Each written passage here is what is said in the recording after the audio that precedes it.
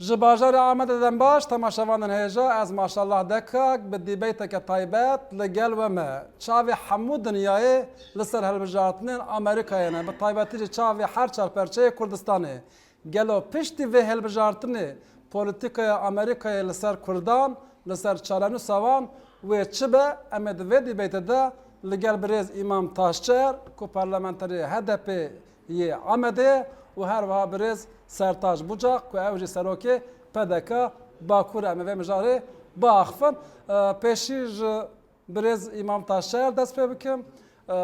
Cenabê te piştî hilbijartinan êdî çawa la Polîtikaya Amerîkayê dinêre wê çi bixwe be û çi bîne tabloyekî çawa li pêşiya Kurdan e. Veli Polîtikaya Amerîka bi rastî 100 sal 50 sal berdewam in em zanin. Heta veke wisa û lê Rojhilata Navîn pir zêde zû guhartin çêbûn ji ber wî jî polîtîkayê rojane zêde çêbû. Yani nava 10 sala de veka ku me lê nêrt Amerîka 10 cara polîtikaya xwe guhart. Hem hemberî Kurda, hem hemberî Türkiye, hem hemberî Iraqê û Sûrî guhart me. Yani eşkere me dît. Yani Polîtika Amerîka bi rastî Rojhilata Navîn a derva Pentagon çê dike. Yani Serokê Amerîka wê polîtikayê koordîne dikin. Ve got Amerika 5 salan de berxwe polîtikayê çê dike. Wê çaxê stratejiya wana 5 salan diyar bûye. Bez em di nava kîjan salê de ne ew ne diyareke em di nav 40 saliya wan de ne di nav 30 saliya wan de ne em di nav 5 saliya wan de ne vê jî ez ji Berpirsê Sertaç Bucak pirsim ji ber ku tu demekî dirêj li Amerîkayê jî mayî çûnû hatine te çê dibin wê derê ji nêz ve nazdikî Amerîkayê bawayekî tu jî wekî Berpirsê Îmam Taşçier nêzî meseleyê dibî yan bawayekî din nêzik. Niha yek başûr Kurdistanê herêmî Kurdistan û Kurdistana Rojava li ser strateji yani dostê stratejîk ê Amerîkayê. Amerîka wî tiştî eşkereşî kir. Ji ber ku dema Saddamê de piştgiriya ew piştgirî da û ew piştgirî heta îro jî berdewam e. Li Kurdistanê Rojava jî osaye hûn dizanin Amerîka bi xwe ketiye nav siyasetê Rojava û dixwaze diyaloga Kurdî Kurdî ew ê bike. Bibeserî. Belê. Bo wî yekî ew tiştekî gelek mihîm e. Dibe ku siyasetî ew ê dervê li nihê de were dest pêkirin. Wisa xuyayekî Amerîka zêdetir siyasetê wekalet bimeşîne. Ji bo wî yekî jî Mebesta waya wekaletê çi ye? Yani ew Amerîka ihtiyacı Amerîka li Rojhilata Navîn ittifak heye. Yani dostê stratejîk heye. Li vê derê Kurd rolekî giring bilîze. Ji ber ku Kurd îro li Rojhilatê Navîn de bûye aktorekî giring hem li Rojava hem jî li Kurdistana Başûr. Pirsa Türkiye hinek cuda ye. Ji ber ku Türkiye endamê NATO ye. Her çi qas Biden demekî berê de got ku em siyasetî Erdogan napêşirînin ew tiştekî din e. Siyasetê hikûmet dibekî nepêşirînin ama endametiya Türkiye ji bo Amerîka gelek giring e. Ji bo wî yekî jî wisa xuyayekî yani ji bo Amerîkaya gelek giring e lê dixwazim ji Berpirsê Taşçier pirsim Amerîkaya nû bandorê li ser Bakurê Kurdistanê û Tirkiyeyê bike an siyaseta wana berê ve her berdewam bike.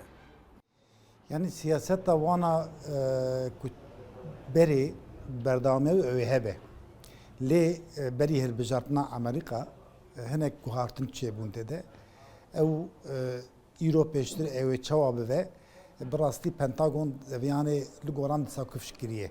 Lê eviya jî Amerîka baş zane ku Kurd yani aktorekî herî giringin ê Rojhilata Navîn ku Amerîka bixwaze Rojhilata Navîn bimîne û siyaseta wî ku Rojhilata Navîn bimîne li ser dewletê Ereba li ser Îranê li ser Tirkiyeyê ku bandorekî çê bike Kurd jê re lazim in. Yani pejber viya stratejîk lazim. Çima bi Tirkara nemeşine, çima bi Kurdara dimeşine ve siyaset. Yani ev yani emkarın ava şîrove bikin. İsrail jî heye li vir, İran jî heye, Tirkiye jî heye.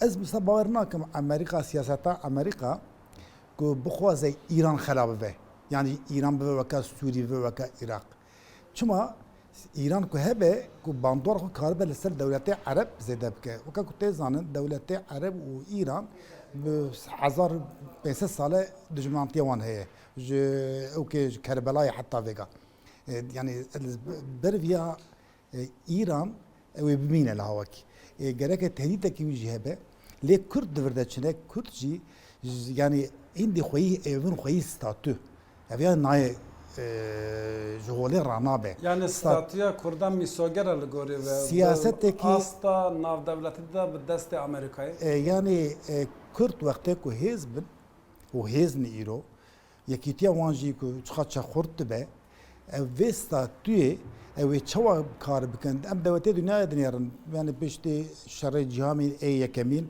û piştî şerê cihanê ê duyemîn û piştî salê notê di wan demadekiya dewlet wextê ku çêbiye bi alîkariya dewletekî dinê weka bi müttefikiya dewletekî dinê bi stratejî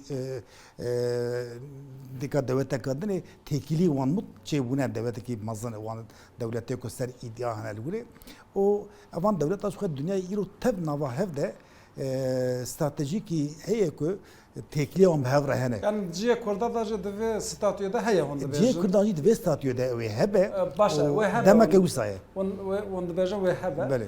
Berê Sertaç Bucak jî dibêje müttefikê Kurdan Amerîka yani ji Kurd müttefikê Amerîkayê ne bi taybetî li Başûr û li Rojava bes em vê jî dizanin ki Bakur parçeyê herî mezin e.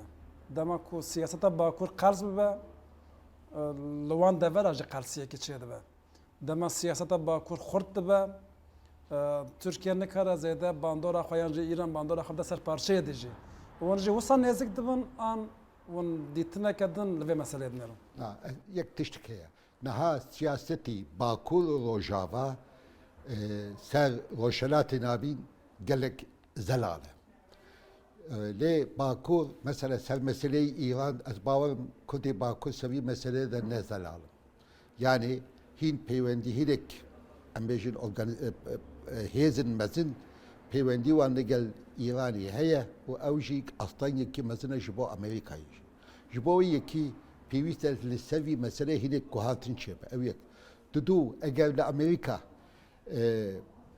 Trump biçe Biden were siyasetê wan hemberê İran wekî Trump tûj nebe. Ew jî heye. Ji ber ku em dizanin dema Obama wî çaxî Joe Biden jî cihgirê serok bû.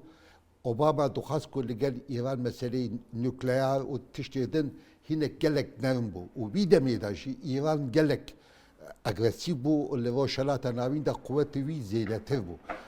Bo wî yekî ez hêvîdarim yani eger guhatinekî çêbe Biden jî ew siyasetê Trump hemberê İran bidomîne lê Türkiye tiştekî cuda ye. Türkiye endamê NATO ye. Ji bo wî yekî Amerîka dixwaze pirsa Kurd li çerçeveyê Türkiye hel be. Ji bo wî jî kar bike. Amerîka nikare bandoreke wiha bike di siyaseta xwe ya pêşerojê de. Yani ne dilê Kurda bihêle ne yê Tirka bihêle. Wisa polîtikayeke ku her du aliya jî bikar be nerm bike lê mümkün e ku ew polîtika tam li gorî dilê her du aliya jî nebe.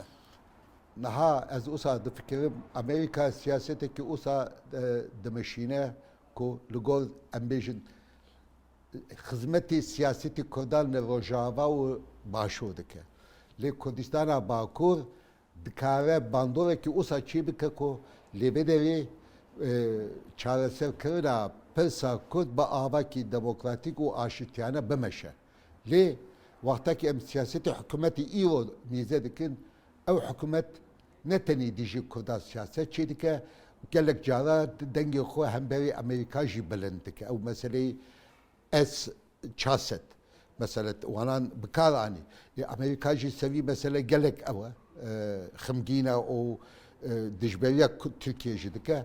Lê dema hilbijartinê ye ez wisa bawerim piştî guhartinin ya jî ne guhartin bîst û yekî meha yek 2021 da ew ê li ser Türkiye jî û li ser siyasetê Türkiye û meseleyê Kurda û demokrasî bûne Türkiye ew ê bifikirin ji ber ku Türkiye uya İrobiye netenin le Amerika le NATO bigişti ve taybeti yekitiya Avrupa problemi kimmezin jibo peşvaçuyne jibo demokrasi u jibo ittifakı. Başa. Wan jî divê baweriyê de ne ku wekî ku birêz Sertaç Bucak dibêje divê Amerîka muhtemelen 2021 da ve giraniya xwe de ser Tirkiye ji bo ku hinekî demokratîze bibe. Lê em dizanin ku Tirkiye bi polîtîkaya xwe ya niha dema Amerîka wê dixe tengasiye berê xwe de aliyê Rusyayê ve yan jî Qafqasê ve yan jî Asyayê ve. Mümkün e ku Tirkiye rotaya xwe bi temamê biguhere û NATO'ya bide aliyê ku berê kedin ji xwe re ava bike. Devletê ê Rojava û Amerîka naxwazin Tirkiye xerab bibe. Yani ve devletekî bê istikrar. Çünkü cîranê Avrupa'ya Türkiye li em bijin koçberî û peneberî ew ê zêde ser Tirkiye derbasê Avrupa bibin. Veka devletekî ê ku ji derva tên ji Afganistan bigire heta Hindistanê ku tên bi hawakî Tirkiye disekine nayê zêde derbas bibe. Fakat devletekî ku xerab bibe evê koçberiyê yek bine Rojavayê dünyayê yani Avrupa. Ev yan naxwazin Tirkiye xerab bibe. Ji ber vî tiştê ku îro serok komarê Tirkiye dike bi rastî ne Avrupa veya tesdîq dikin ne jî Amerîka ev ya tesdîq dike. Naxwaze devletekî NATO yek Rusya'ya Perspektiviyê xwe jî bi Tirkiyeyê re nabirin. nabirin. Hemû daxuyaniyê wan em bifikarin em bi endîşe li vê meseleyê Ama dinêrin. em nizanin li kulisada çi çeydi be. Yani em bêjin ez çarsit ewan füzeyê ku ji Rusya stendine Amerîka û NATO tev jî jê nexweşe. Lê naxwazin wî hênda jî bikin bê îstiqrar jî bikin. Wê çawa bikin. Niha Amerîka wê çawa bikin. Siyasetekî Îro şûn de wê çi bikin. ji îro şûn de ew hemberê Tirkiye siyaseteka zelal ew bê meşandin ew baweriyê deme. Heta çi radeyê Heta vê demê siyasetekî ku Tirkiye îdare kirin. Ev ji îro pêştir dev ji îdarebûyê siyaseta wana zelal çi ye ku Tirkiye bînin ser xeta NATO'yê yek ad doya û Tirkiye bi Awropa re entegre bikin. Ya jî Tirkiye gerek ji wan biqete. Ez bawer dikim naxwazim Tirkiye biqete. Başa. Naxwazin Tirkiye biqete lê hûn dibêjin piş perde de ji tiştên din tê axaftin di kulîsa de. Çi ye mesela li gorî qenada de di kulîsan de tiştên tê axaftin giringin yan daxuyaniyên ku derdikevin pêş giringin. Diplomasî de divê miroviya çawa fêm bike. Naha diplomasî da usa dibêje nav li diplomasî da mirov li ser hevalê xwe li ser müttefikê xwe eşkere deng nakin. Lê Tirkiye ew tişta dike lê ew dijî em bêjin helwesta diplomasîye. Lê kulîsa da hemû dewletên Ewropayê û NATO nerazîbûna xwe li gel Tirkiye diyar dikin gelek cara. Naha ser meseleyê Macron ew dijayetî mabêrê Fransa û Tirkiye çêbû wî çaxê me dît ki hemû welatên Rojavayê xwe xistin aliyê Fransa. Wexta ki mirov daxuyaniyên dawî piştî encamên civînan NATO yan jî yekîtiya Ewropa mirov kane bibîne ku ew daxuyaniyan di ser Tirkiye ne wekî berîne. Navî de rexne heye lê eşkere nayê kirin. Ez bawerim piştî 2020 hinek tiştan li vî welatî jî yani li ser siyasetê ew bigorîn. Mesela çi bibe di gorî qenada te? Gol kala Yani Amerika heta ku derê dikare rêş Kurdara veke di siyaseta nû de. Siyasetê nû ew e. Ew ê baş bizanibin. Amerîka ji bo helkirina pirsa Kurd bi avakî demokratîk û siyasî ew ê giraniya xwe têxine. Ama ez bawer nakim Amerîka giraniya xwe ji bo parçebûna Tirkiye têxine. Ji ber ku Tirkiye endamê NATOya û wextekî endamê NATO bû ew ê Tirkiye biparêzin. Ji ber ku maddeyên NATO ku ew peyam nawanan da hatiye imza kirin wisa dibêje. Yani mecburin Türkiye û bandor evî wî snorê wî xetê wî biparêzin. Lê ew jî baş dizanin ku pirsa Kurdî eğer hal nebe li Türkiye peşveçûn teneye û ew ji baş dizanin ki piraniya Kurda ji şestî zêdetir ji sedî şeştî zêdetir mesela dixwazin Türkiye bibe endamê yekitiya o ew ji baş dizanin ki Kurd zêdetir evê wan rî wan aliyê Rojavaya aliyê Rojhilatnîne. Başa.